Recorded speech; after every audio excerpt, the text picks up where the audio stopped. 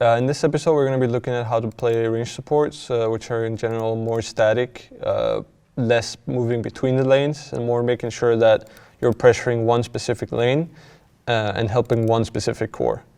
So in this game that I'm showing, I'm playing Rubik, which is basically one of the most traditional position 4 range supports. It's one of the strongest ones. It's one of the heroes that have always kind of been in the scene.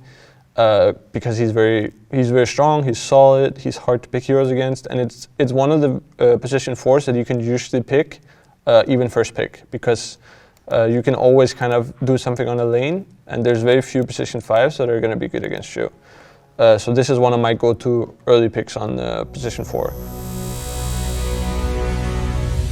So in this game, it's important to look at what we're playing against. So in this game, we're playing against the tiny position 4. And what happened before the lane started is that I ran out early on and placed this ward on the hill. This is a very defensive ward because it doesn't give you much vision on the poles or on the position 5, but it counteracts what this guy wants to do. So in this game, I'm thinking not only from my own hero, but I'm thinking about what does he want to do on position 4. So I look at his hero, he's playing tiny. If I'm playing tiny on their lineup, I would want to go top, you know. This is what I would do if I'm in his position. So in this game, he doesn't end up doing it. He ends up playing bottom lane, which I think is a mistake. I don't know why he did it, but he probably has an idea that he needs to help Legion. So this ward kind of was useless for us. But at the same time, it made sure that we weren't afraid of this tiny, because he can't run behind us. So in this lane, we're playing Rubik and Clock against 2 range heroes, Troll and Oracle. So basically, I am completely responsible in terms of trading and making sure that they have a hard time CSing, because my Clock is level 1. He doesn't really provide anything for the lane.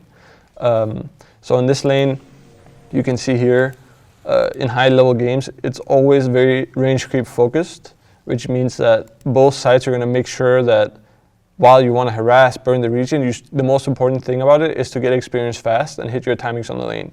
So that means you get the range creep, you get more experience. If you deny the range creep, you deny their experience. So in this game, you can already see it here, Oracle's charging. He's using his spell only on the range creep to make sure that they get the last hit and they get experience.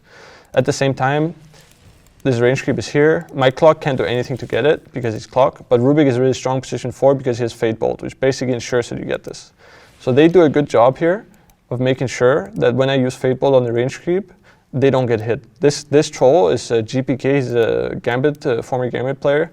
He knows that when I'm playing the lane with Rubik, I want to kill the range creep and hit him with my Fate Bolt.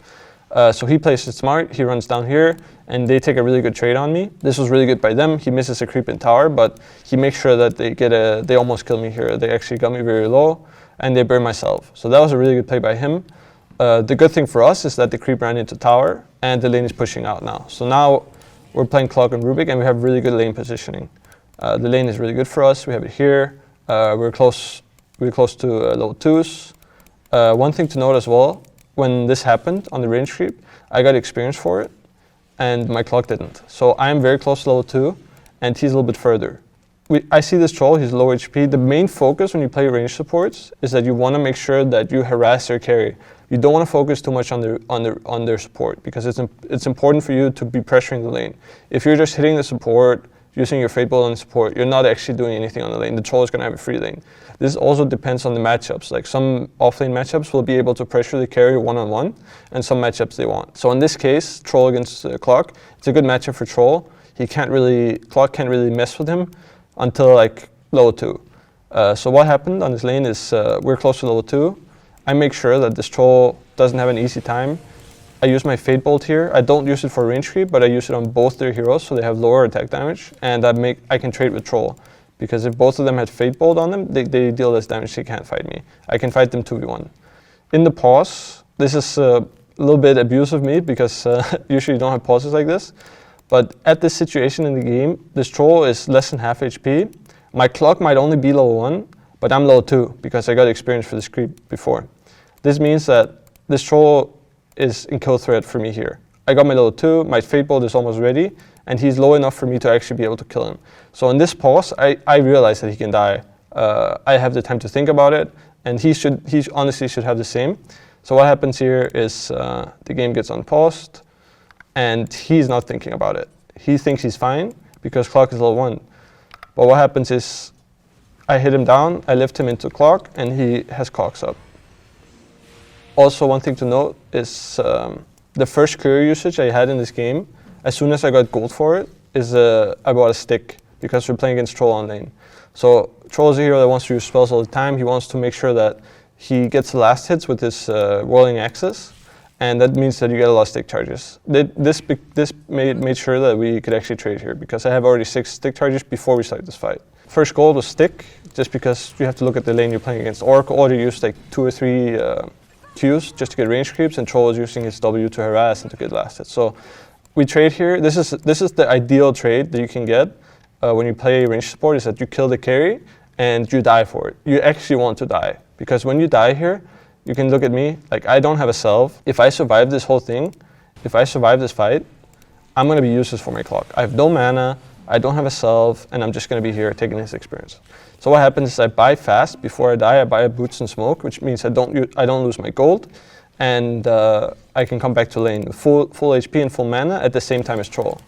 So they get no benefit from killing, like from dying. Like usually the thing about dying is that you get full HP, you get to go base and pick up items, but when I also die, it means that I get the same. I also get the chance to bring items for my clock, you know? So in this case, he wants to buy boots. I remember telling him, I can wait for your boots, but then it took too long. He didn't get it fast enough, so I just decided to TP because I don't want us to miss too many last hits just to wait for his item. So it gives you an opportunity to bring items for your carry, or for your offlaner. But if he doesn't want it, obviously you don't have to do it. But it gives you the option. So what happened in the meantime is that while I was dead, Oracle got the chance to pull. And there's one thing about playing range support, is that you don't want to let the position 5 pull. This is situational because in this case he just pulled one camp. This camp is not stacked, which means it's not going to deny the wave at all. The range creep ran here, and the 3 creeps are still alive. So this pull doesn't really matter. And at the same time, I got the chance to stack this camp. This is really important for most range supports. You want to stack the big camp because it means as soon as this Oracle wants to go to pull, we have a chance to trade the pull. We can pull here at the same time he pulls here. We have basically perfect lane position for us for the last 2 or 3 minutes, where the lane has been here. It means that we have a long lane for us to chase on. We can go all the way here before we run into their tower, and they are really close to our tower. So this is perfect for us. They can't really kill us. So this is a point in time where I realized we hit a timing. So Clock is a hero that at level 3 he usually has a really good timing. He has level 2 in battery. He has good kill threat, and Rubik has, you have lift, so you can pull him back into clocks. It's a very good combo. And he didn't take battery at level 3. He took rocket. So at this point we have to wait for level 4. And you can see here, as soon as he got level 4, we go for him. He uses stick, he uses cogs and battery, and this guy's dead because we hit a good timing. And the lane, this is also why it's important that the lane is here. The lane is down here for us instead of here, because if the lane is here, he can run into tower. He gets, when you sit next to a tower, you get this bonus armor, which is actually very significant because you get bonus armor for just sitting in your tower, so it's harder to kill you. And it's we played around the timing, and so far this lane is going really well for us. Net worth, he's 3rd in net worth, even though he's playing against the Troll, which is a pretty good matchup. So the lane is going well. Here we abuse the pull again, so now this camp is 3 stack, which means every time we pull these creep waves, it's going to deny the creep wave. They have to go here, and we get a free wave. So far, the lane has basically been perfect. This guy hasn't got a chance to stack this camp. It's basically just 1 creep. They haven't denied us any creep waves. He's trying to pull this wave as well, but he can't. And then something happens for us here that is actually really bad. So at this point, my clock is level 5, Oracle is level 4. He's position 5. He's like 2nd lowest net worth, and we take a really bad trade here. We trade Oracle for clock. So sometimes when you're playing position 4, you can't really decide these trades. Like your core is most of the time going to determine when you're going to be taking these fights. But this ends up being really bad for us. We go from clock being top 3 net worth to being like below the Troll. Troll is level 5. He gets a chance to bring items because Oracle's in base. He's going to bring him his stuff. So this is an example of a really bad trade. You don't want to trade your offlaner for their position 5. It's never really good. Sometimes you can get away with trading position 4 for 5 or something like this, but you never want to trade a core for support. It's just not a good trade. This is basically the end of the lane. We got this camp stacked. At this point, nothing really happens more in the lane. Tiny comes top. I die here, I think. No, actually we counter it, so we don't even die. But the lanes are kind of broken now. Like we're 3 heroes top, there's 3 heroes top. So at this point, I want my clock to be getting level 6, and he also wants to be level 6, you know. So here we try to pressure a little bit, but we realize we can't really do it, and Pugnet comes top. And now at this point, the lane is kind of over, and you can't really lane secure this lane anymore. But I'm already level 5. I have arcane boots. This has basically been perfect lane for me. And now I want to get my level 6, and I want to get ready for the bounty runes. When you're playing position 4, ranged heroes like Rubik, you're not going to be the one running around and setting up plays. You're going to be the one that's helping whatever core you helped on lane to do it. So in this game, I made sure that this clock had a good lane, which means that he got his level 6 at a decent timing. He has like his basic items, and now he can do this for me. You know, he can be the one that runs around and makes plays. So he hooks his Legion, and we get a kill. So he's basically rewarding me by giving me this experience from kills. And at this point, you can see in the net worth, I'm like 5th in the game. I'm having like basically the ideal game for position 4. So this is an example of like how you want the lane to go against a lane that's actually not that easy because they have 2 range heroes. Looking back at this replay, you can see the difference in playing range support. As soon as I died on this lane after trading, I TP'd back top without really looking on other lanes. If you're playing a melee support, you'll want to look at the other lanes, and you want to maybe have a chance to roam. But as a Rubik, it's hard for you to really make a play. You're slower. First of all, range heroes are slower in general than melee supports, which makes it harder to move between lanes. You in general have like less initiation abilities. You don't have like a spell that gets you on top of the other hero. Sometimes you can play against some mid hero where it makes it easy for you to smoke around, and then you can lift. But the thing about range support is that most of the time you have to smoke because you have to get behind them.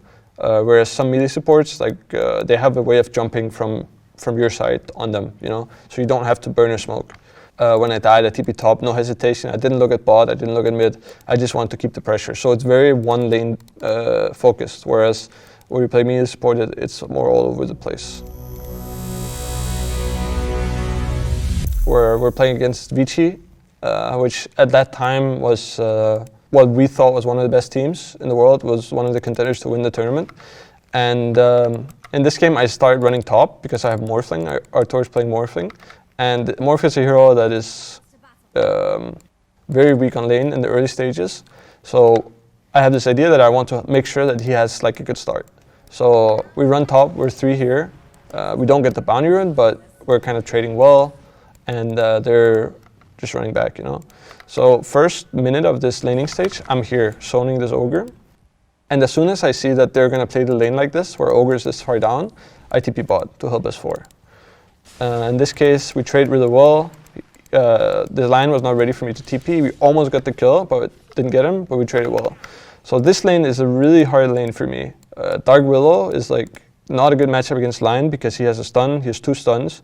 And we're laning against Troll, which is basically a good counter against Senking because he's a range hero. Senking wants to lane against melee heroes. So this is a lane where I'm playing a range support, and in general you want to pressure, but this is a lane we can't really pressure. If they played well and we played well, we're still going to lose the lane. So we have to play for experience. And as I said in the last replay, is that you don't want to let your other team stack the pole. This is a small camp. Because when they stack this, it means that they will deny the waves. But this is a case where it's really hard for us to stop them from going here. So what happens is we're basically just laning, trying to get as much as possible. We got range denied quite a bit. They got a lot of CS, you can look here. The CSing is really good for Troll and Lion, and Senking is like trying his hardest, you know. So the Lion went here and stacked this camp, and I saw this. I just looked over to check it. I saw that this camp was stacked. And in the meantime, they went on Senking and he dies. Magnus rotated bot because he's playing melee support, he wants to roam. And at this point, S4 is having a really hard time. This lane is like really rough for us, especially because they're tri-laning us. And when you're playing a range support and you're getting tri-laned, it's usually like it's the worst position you can be in because you don't really have a play to move away from this tri-lane. So the only option you have is to kind of just waste their time, make sure you give vision on them, and see where their Magnus is. So now I see that this Lion is stacking this camp for the 3rd time. Now they have a 3 stack here. This is a problem for us because 3 stack will like for sure deny the waves. They can keep abusing it. And if they tri-lane us, we can't really stop it. So luckily the Lion TP's mid. I think Sumil doesn't die here. or he dies, he dies.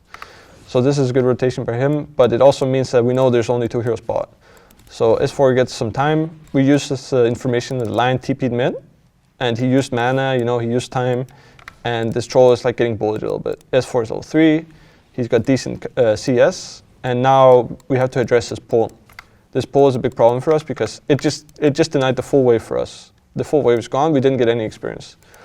So now they're pulling it again, and I remember saying to S4, we can deal with this.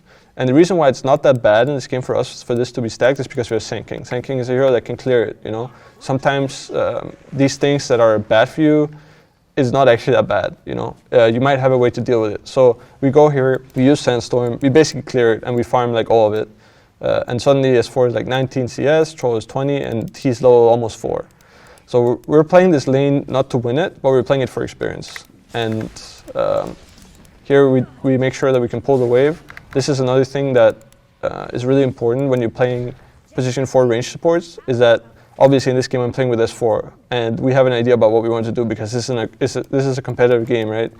But if you're playing solo queue and your offlaner is a hero that wants to pressure, is a hero that can't pull waves, not every hero can do this where they pull 2 waves, then you have a bit of a problem, because if they're tri-laning you and you're a very lane-focused lane where you can't really cut waves, you're gonna get zoned. And the only option is really for you to bring your position 5 bot so he can help you. So in this case, we play for experience, and we end up pulling 2 waves here, and S4 he's doing fine in gold, he's like almost level 5. You can see Troll is free farming, but this happened because in the draft, they had 2 counter picks to us. They counter picked Sand King with Troll, and they picked Lion after I picked Dark Willow. So this is not a lane that we're expected to win. We're playing this lane to get as much as possible, while when we drag the Magnus bot, it also means that our Morph has free farm top. You have to kind of make sure that you do what you can to have an impact. So in this game, the only thing we can really do is try to make sure that we keep 3 heroes bot. If they're not 3 heroes bot, it means that we can pull this wave and get experience on Sand King. So this is basically this lane, how it unfolded. This was pretty hard for us. It means usually if you're getting tri-lane that you're having a really bad game on position 4. You can see this game compared to the Rubik game, I'm level 4 at minute 9. In the Rubik game, I was level 6 at minute 10. So there's a big difference in experience, and obviously it's also harder when you play competitive games.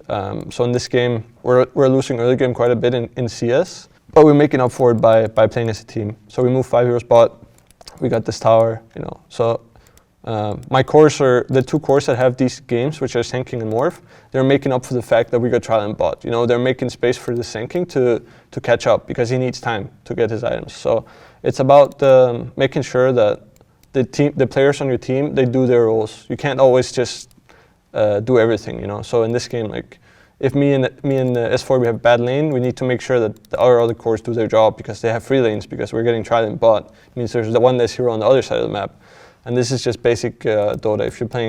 If you're allocating less resources to a lane than the other team, it means you have more resources on the other lanes, and those lanes have to do more work when you transition out of lanes.